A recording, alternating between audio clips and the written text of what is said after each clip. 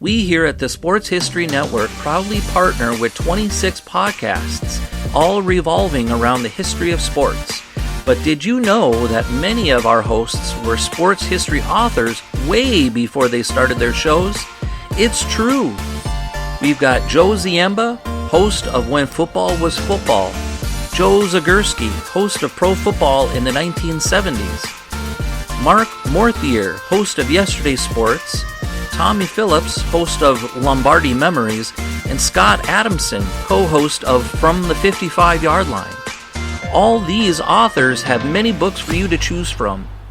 To check them out, go to our website at sportshistorynetwork.com/sportshistorybooks. Pick up your copy today.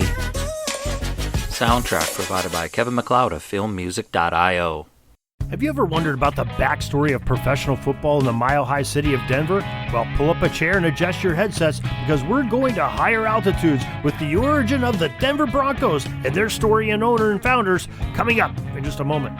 This is the Pigskin Daily History Dispatch, a podcast that covers the anniversaries of American football events throughout history on a day-to-day basis. Your host, Darren Hayes, is podcasting from America's North Shore to bring you the memories of the gridiron, one day at a time. So as we come out of the tunnel of the Sports History Network, let's take the field and go no huddle through the portal of positive gridiron history with pigskindispatch.com. This podcast is part of the Sports History Network, your headquarters for the yesteryear of your favorite sport. You can learn more at sportshistorynetwork.com. Hello, my football friends. This is Darren Hayes of pigskindispatch.com. Welcome once again to the Pig Pen, your portal to positive football history. And we're going to look back in that portal today and look at one of the more modern teams that you recognize today, a team from Denver, Colorado. Yes, the Denver Broncos. The NFL franchise is quite popular and storied over the last half a century or more. You know, the legendary era of John Elway, leading the team to 5 Super Bowl appearances and leaving for retirement as he hoisted the Lombardi a second consecutive time. It's quite a storybook ending of a great career of a great quarterback. Well, another brilliant era of Bronco football was the late 1970s with the gritty Orange Crush defense and Craig Morton at quarterback at the tail end of his career. Or more recently, how about Peyton Manning after he was traded to Denver, where they again captured Super Bowl glory. Now, these are fascinating stories in themselves. But in this segment, I want to place those for another day and learn the origin of the Denver Broncos franchise. One source that we will look and use in this endeavor is the fantastic book titled Tales from the Denver Broncos Sideline, a collection of the greatest Broncos stories ever told, compiled by author Andrew Mason. Make sure you find that at Amazon. We have a link to that on Pigskin Dispatch for this Denver Broncos article that we have coming out.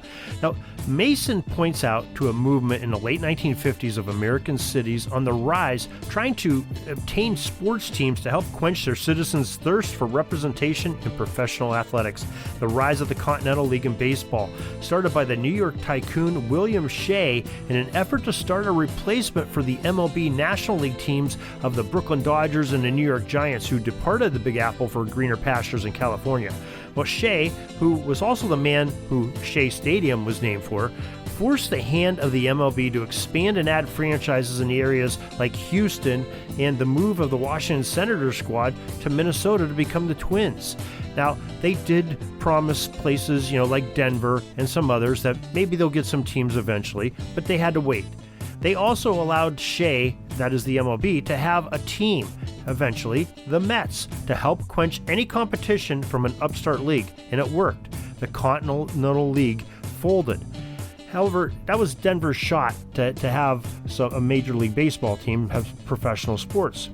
But there were more cities, like, for instance, Denver, that had populated centers, but did not have a team that played on their confines to root for. Now, Denver was having the same success at the AAA level of baseball, and the city started gearing for a possible continental team by making plans to expand their multi-use stadium, which seated less than 5,000. Now, they figured if they could get a chance at a football franchise in the Mile High City, they could make it even bigger than the 8,000 seats that they had planned for the baseball team. Now, that Continental League folding with the MLB sweetening the pot and getting, Mr. Shea out of the contention of starting that league, well, that caused a little bit of an obstacle for them. But in stepped, Bob Howsam, that was the owner of that hardball team called the Denver Bears, and he was soon approached by a man named Lamar Hunt, who was forming a new football league that would fill the same gaps that the Continental League was filling in the neglected fan base of baseball cities, only he was doing it in football, where the NFL wouldn't go. So Hunt's league was the AFL, and you can learn more about Lamar Hunt's story and the start of the AFL in our post and interview with author John Eisenberg, who wrote a fantastic book centered around a lot of this subject called The 10-Gallon War. Make sure you check that out and check out the podcast that John was on so graciously talking about the book and the story.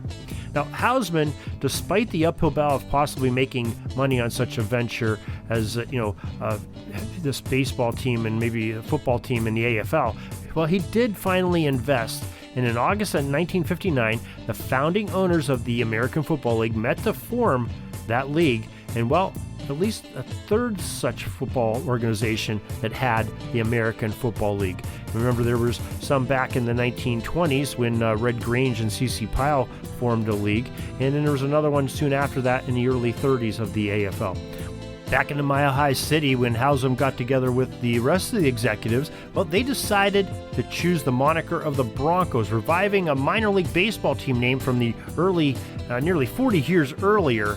And the DenverBroncos.com website sheds further light on the subject, stating that, quote, the Broncos was a nickname selected out of a statewide contest by Bob Howsam, the original owner of the American Football League franchise, with the help of a group of prominent citizens as judges, end quote.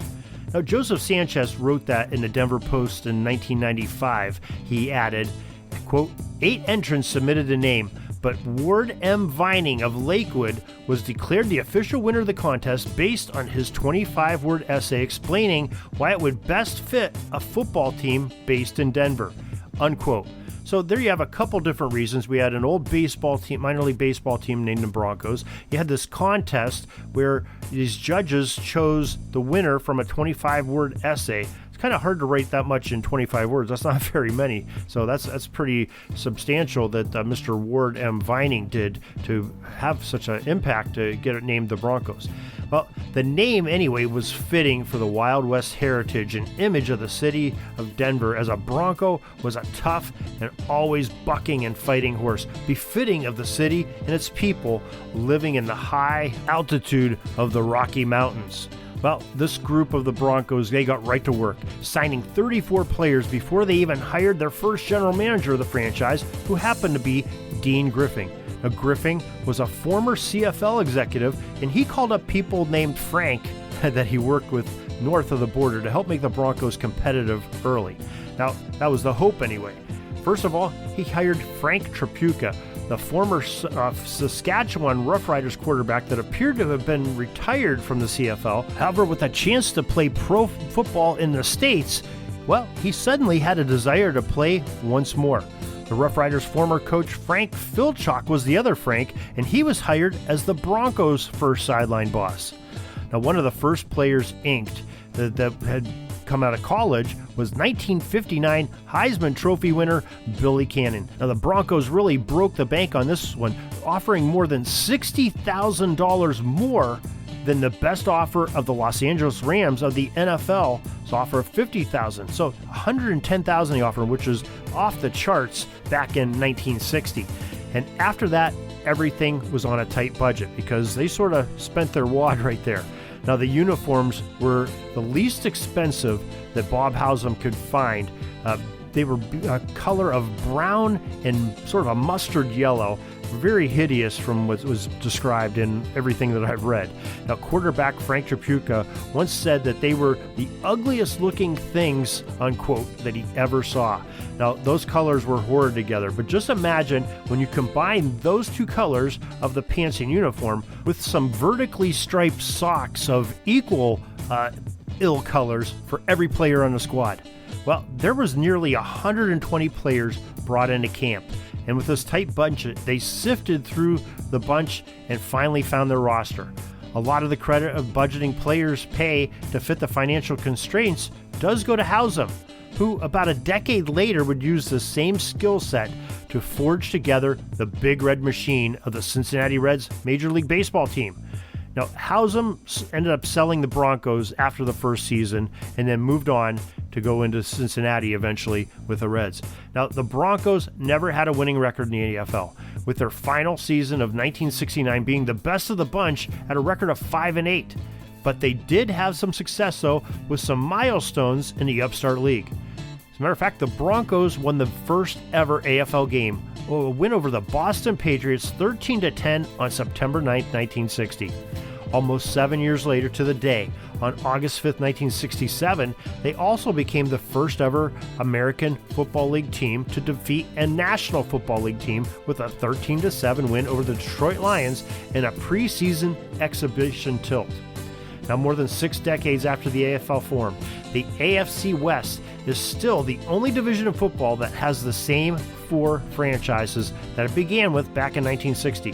Along with the Broncos, the Raiders, Chargers, and Chiefs, who actually started out as the Dallas Texans in 1960, well, these 4 franchises have rivaled each other all this time for 60-some years. And out of them, only the Broncos are in the same town without ever leaving. Of course, Oakland went to LA, back to Oakland, now they're in Las Vegas. The Chargers, Los Angeles to San Diego, back to Los Angeles. The Chiefs started off in Dallas, like we said, now in Kansas City. So just unbelievable that foundational roots that Bob Hausum and others set in the city of Denver with the Denver Broncos team of the AFL, and not having very good success for 10 years and Hausum leaving him after a year. Well, it's unbelievable the success that they had, starting in the 70s, working a little bit in the 80s. The 90s were great, and so were the new millennium, some great years. And they're planning on some big things to come here with signing another outstanding quarterback in Russell Wilson. We'll see how that goes for the 2022 season and beyond.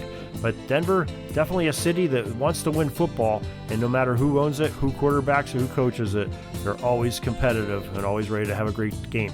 So we're glad you joined us here for this little bit of history on the Denver Broncos.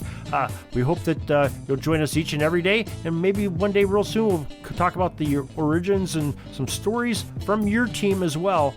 But don't let that fool you. We got some great things on all the other teams and some of the defunct teams and all levels of football, professional, college, high school. And we'll talk about the younger leagues too if we can find some great stories. So if you have any feedback you'd like to leave with us, or maybe a story that you'd like to hear, please contact us at pigskindispatch@gmail.com. We'd be love to hear from you, and we'll answer each and every email from our listeners as we always do. So till tomorrow, everybody, have a great gridiron day. We're taking a peek over at the chains and the down marker. It's 4th and long. We're going to have to punt the ball and get on out of here, but we'll have another series tomorrow for your football history headlines, so be sure to tune in.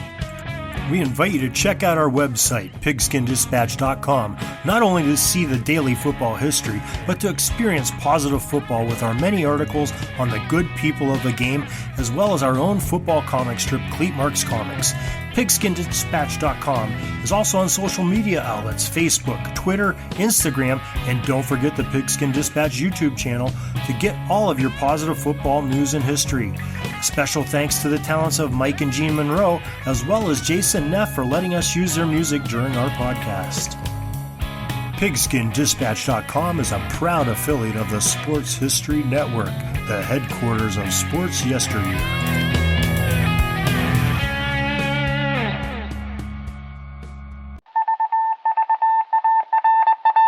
It was just another ordinary day in the offices of the Pittsburgh Guardian newspaper circa 1924. But for Marla Delft, assistant editor, everything was about to change. For she was about to discover the awesome attractiveness of Row 1 brand retro sports paraphernalia items thanks to Orville Mulligan, sports writer. And there it is. Wow, Orville, that's really the bee's knees. Isn't it just? A poster-sized replica of the actual 1909 World Series program cover. I can see that. But where did you get it? And where'd you get it framed? I ordered it from the Row 1 website. where over 6,000 items of sports memorabilia from the 1880s to the 1990s are available for reproduction in multiple sizes and in several different materials, with over a dozen styles of frame to choose from for prints like this. Well, I'm sure Mr. Delft would love to put up more of these in the office. But I'm equally as sure they're beyond this newspaper's budget. Not at all, my dear Marla. See for yourself. Go to sportshistorynetwork.com/row1. sportshistorynetwork.com/row1. Oh my, these are good prices. Oh, and look at this stuff.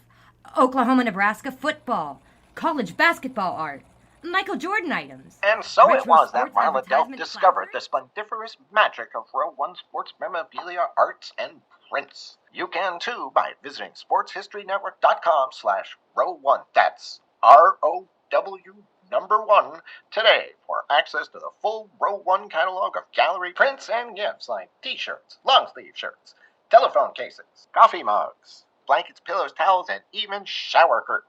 Act today for a 15% discount off all prints with coupon code SHN15 and 20% off all other items with coupon code SHN20 at checkout. And keep your dial locked to the Sports History Network for the exciting chronicles of the 1920 sports world in Orville Mulligan, Sports Writer. Coming soon.